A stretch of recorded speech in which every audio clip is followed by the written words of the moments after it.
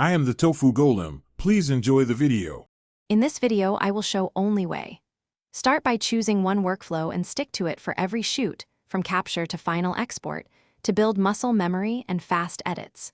Focus on consistent framing, quick B-roll grabs, and naming files clearly so you spend less time searching. Use simple color and audio presets to speed up grading and mixing, then export a proof for review before final tweaks to polish the video. Start with a clear shot list and prioritize the main frame so your edits have purpose and flow. Record room tone, and at least one longer take for safety and easier audio repair when needed. Keep lighting minimal with a strong key and a softer fill, and add a practical background light to separate your subject. These habits reduce decision fatigue and let you focus on storytelling instead of technical fixes later.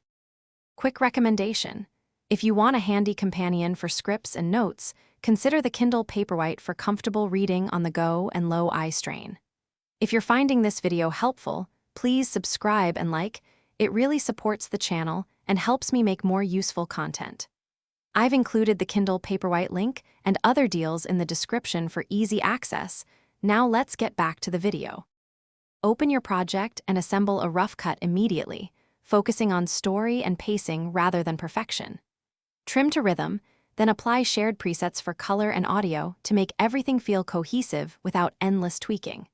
Use markers and simple version names to track changes and feedback, and export a low-resolution proof so collaborators can review quickly.